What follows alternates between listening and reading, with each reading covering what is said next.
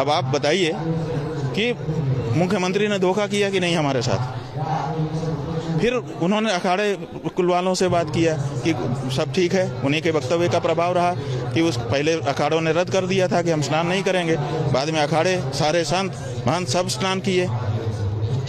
आपने हमको धोखा में रखा कि कोई मृत्यु नहीं हुई है। हिंदू धर्म में ये नियम है कि जब परिवार में कोई मर जाता है, विशेष करके ऐसी घटनाओं में भोजन नहीं करता है कोई। हम कल एक दिन उपवास नहीं रख सकते थे उनके लिए जो चले गए, आपने उससे हमको वंचित कर दिया।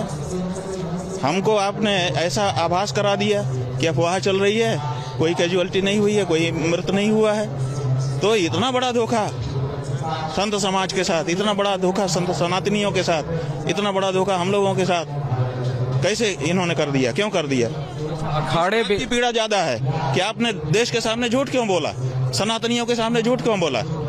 झूठा मुख्यमंत्री, क्या कारण है? क्यों इतनी बड़ी जब घटना हो गई थी तो आप क्यों छुपा रहे थे? तो इस बात की पीड़ा ज्यादा है कि जो घटना हुई वो तो हो गई, लेकिन इन्होंने उसको छुपाने का प्रयास किया जी। अब तो छुपाए रहे, शाम को जाकर के बोलते हैं कि वो हो गया है। आप पूरे दिन आपको पता ही नहीं था, दुनिया बता रही थी, आपको पता ही नहीं था। तो आज सबसे बड़ी जो हम लोगों के मन में पीड़ा है वो ये है कि हमारा मुख्यमंत्री झूठा है। वो इस बात की पीड़ा है कि वो हमारे साथ घटना घटती है, हम ही से छिपा लेता है, और हमको हमारे जो मृतात्मा हैं उनके प्रति संवेदना व्यक्त करने के लिए, उपवास तक रखने के लिए मौका नहीं दिया इस व्यक्ति ने। तो हम तो कहते हैं कि ऐसे मुख्यमंत्री को कुंभ पर्व रहते रहते इस्तीफा दे देना चाहिए। ये नहीं है पद के काबिल, ये जनता से झूठ बोलता है। जो सच्ची बात है, घटना घट गई, उसको सामने रखो कि भाई ये हो गया है। कहाँ नहीं घटना घट जाती है, किसी भी जगह पर घटना घट सकती है। गलती सही बाद में उसका विचार होता है। घटना घट गई, लेकिन उसको छुपाना कि नहीं ऐसी कोई बात नहीं है, ऐसा आभास देना कि सब अफवाह है, सब अफवाह है, ये कहाँ तक उचित है? हम तो सबसे बड़ी पीड़ा इस समय ये हो गई है। बहुत मनमाहत है। जांच के लिए न्यायिक आयोग गठित किया गया। भाई न्यायिक आयोग से क्या लेना देना है? पहले तो ये बताएं, वक्तव्य दें कि इन्होंने झूठ किस आधार पर बोला। क्यों नहीं बताया गया जनता को? कल सवेरे से सबसे पहला उनका ट्वीट आया, हमने देखा, क्योंकि हम लोग उन्हीं पे भरोसा कर रहे थे कि मैं मुख्यमंत्री जी देख रहे हैं, जो घटना होगी वही बताएंगे। जैसे ही मीडिया में आने लगा, सोशल मीडिया में, कि भगदड़ हुई है, मृत्यु हुई है, तो हम लोगों ने सोचा कौन एकदम प्रामाणिक कौन होगा। हमने प्रामाणिक मुख्यमंत्री को समझा। उनका ट्विटर देखते रहे, जो एक्स आजकल हो गया है, उस एक्स को देखते रहे कि उस पे व्यक्ति स्वयं बोलता है तो स्वाभाविक है वो तो सही बोलेंगे। उन्होंने पहले मौनी अमावस्या की बधाई दी, 3 पैराग्राफ लिख करके, 3 बड़े पैराग्राफ लिखे उन्होंने और बधाई दी। इससे लगा कि भाई ये तो अच्छे से बधाई दे रहे हैं, कोई दिक्कत नहीं है, इनको तो हर जानकारी हो गई। उसके कुछ देर बाद फिर उनका आया और उसमें भी 2-3 पैराग्राफ लिखे और अंत में लिखा एक लाइन में, अफवाहों पर ध्यान न दे। तो लगा कि भाई कुछ अफवाहें हैं, उनका खंडन कर रहे हैं, घटना नहीं घटी है। और फिर 10 बजे तो उनका वक्तव्य ही आ गया, 10:30 बजे। तो अब ये सवाल है कि ये क्यों सच जो घटना घट गई थी उसको छुपा क्यों रहे थे? अधिकारियों की लापरवाही है, कहीं ना कहीं लापरवाही नहीं है। जो कुछ हुई होगा वो तो जांच से पता चलेगा कि किसकी लापरवाही है या किसकी गलती है या कोई षड्यंत्र है, क्या है, ये सब जांच से पता चलेगा। अभी जो बात है वो ये है कि मुख्यमंत्री जो घटना घट गई थी उसके बारे में छुपा क्यों रहे थे? अगर मृत्यु हुई थी तो फिर इन्होंने क्यों ये आभास कराया कि अफवाह है, कुछ भी मृत्यु नहीं हुई है? ये सबसे बड़ा सवाल है। पूरा दिन छिपाए रहे। अखाड़ों को स्नान करने के लिए कहा, अखाड़े भी पहले तो उन्होंने मरमाहत होकर के निरस्त कर दिया था कि भाई हम उस राजसी रूप में जैसे हम जाकर के स्नान करते हैं हम नहीं करेंगे। उनके मन की संवेदना प्रकट हो रही थी ना उन मृतात्माओं के लिए। आपने उस पर ब्रेक लगा दिया। आपने कहा कि नहीं ऐसी अफवाह है, तो सब लोग स्नान करने गए, हम लोग स्वयं स्नान करने के लिए गए और उसके बाद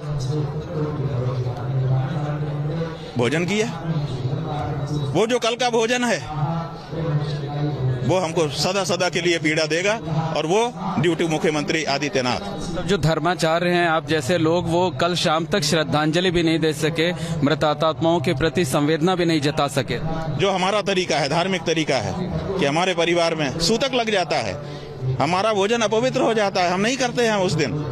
तो क्या हम अपने उन मृतात्माओं के लिए एक दिन उपवास नहीं रख सकते थे? इनके कारण भरोसा कर लिया कि अफवाह है। हम लोग हर जगह जाके तो देख नहीं पा रहे हैं, और सब जगह जाने भी नहीं दिया जा रहा था। सारे तो रोड ब्लॉक थे, सारे तो पुल खाली थे, किसी को कहीं जाने आने दिया नहीं जा रहा था। तो ऐसी परिस्थिति में हम लोग स्वयं जाकर के तो पता नहीं कर सकते थे। एक सोशल मीडिया का सहारा था, और आदित्यनाथ जी को सबसे प्रामाणिक सूचना का स्रोत हम लोग मान रहे थे कि वो तो अपने एक्स पर जो लिखेंगे स्वयं लिखेंगे और सच ही लिखेंगे, वो उनसे तो झूठ की आशा ही नहीं थी। लेकिन जब उन्होंने पूरे दिन मृत्युओं को छुपा करके रखा और बाद में पता चला कि नहीं ये तो रात को ही घटनाएं घट गई थी, बाद में पत्रकारों ने बताया कि हमारा नाम मत बताइएगा, 58 शव यहाँ रखे हैं, मोर्चरी में इतने का पोस्टमार्टम हो चुका है, इतने का हो रहा है। ये सब जब सूचना व्यक्तिगत रूप से आने लग गई शाम को, जब ये हुआ, तब हम लोगों को कितना कष्ट हो रहा है। जी, एक अंतिम प्रश्न ये है कि इस तरीके का, अभी तो मेला लगभग 1 महीने है, 26-27 दिन है, इस तरीके की घटनाएं दोबारा ना हो, इसके लिए क्या सुधार किए जाने? भाई यही सबसे पहले हम लोगों ने कल जब घटना की सूचना मिली, आप लोगों से 1-2 लोगों से हमारी बात हुई, हमने कहा भैया, उन्होंने पूछा आपका क्या कहना है, हमने कहा हमारा इस समय कुछ नहीं कहना है, हमारा इस समय यही कहना है कि जो हो गया उसको रोक लिया जाए और आगे ना हो, इसके बारे में तत्काल उस तरह की व्यवस्थाएं मिलकर के बना ली जाएं।